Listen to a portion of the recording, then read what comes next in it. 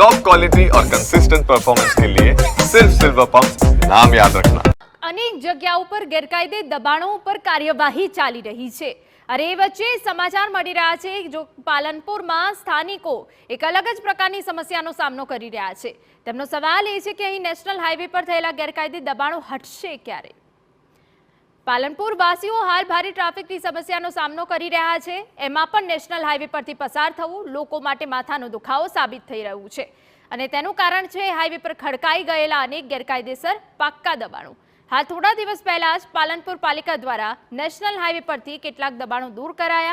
जो कि स्थानिक वेपारीओ दबाण हटाववानी आ कामगीरीने एक नाटक गणावी रह्या छे।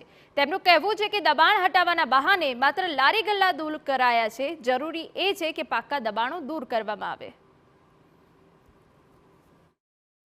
આખા ટોટલી ગુજરાતમાં એક જ આ એવું પાલનપુરનું શહેર છે। એ ટ્રાફિક આટલી બધી થાય છે, ટ્રકો અને લક્ઝરીઓ આ એ હાઈવે ઉપરથી એમને વૈકલ્પિક વ્યવસ્થા કોઈ કરી દેવામાં આવે તો ટ્રાફિક ઘણી ઓછી થઈ જાય। બીજું આ હાઈવે ઉપર ખૂબ પાકા દબાણો ખૂબ કરેલા છે। એ બી નેશનલ હાઈવેવાળા જે નોટિસો આપીને એ પાકા દબાણો બી દૂર કરી નાખે, રોડ પહોળા કરી નાખવામાં આવે અને રસ્તા બી ક્લિયર, જે માટી બધી રોડ ઉપર આવી જાય એ રસ્તા બી ક્લિયર કરી નાખવામાં આવે તો ટ્રાફિકની સમસ્યા ઓછી થાય, એક્સિડન્ટની સંભાવના ઓછી થઈ જાય। એક્સિડન્ટો બી બહુ થઈ રહ્યા છે। સ્થાનિકોનો આક્ષેપ છે કે ગેરકાયદે દબાણોને લીધે જ હાઈવે પર અકસ્માતોનું જોખમ વધ્યું છે। જો કે આ આક્ષેપો વચ્ચે એનએચઆઈ દ્વારા પાલનપુર એરોમા સર્કલથી હનુમાન ટેકરી સુધીના 42 એકમોને નોટિસ ફટકારવામાં આવી છે।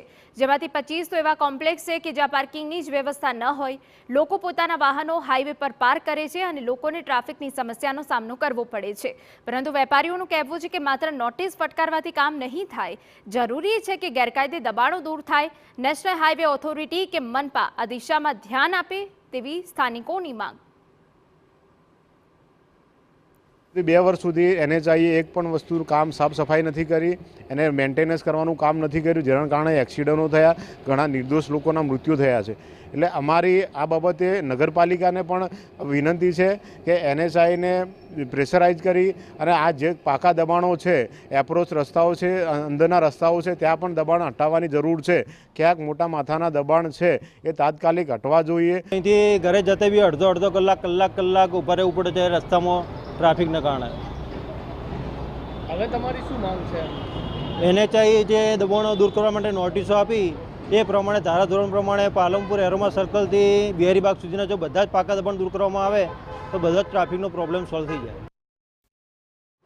તો સમગ્ર મામલે નગરપાલિકાના અધિકારીઓનું કહેવું છે કે નેશનલ હાઈવે ઓથોરિટી દ્વારા નોટિસ અપાઈ ચૂકી છે। જો સ્વેચ્છાએ આ અનધિકૃત બાંધકામને તોડી નહીં પડાય તો તંત્ર દ્વારા દબાણો તોડવાની કામગીરી કરાશે અને હાઈવે દબાણ મુક્ત થાય તે માટે ચોક્કસ પ્રયત્ન કરાશે।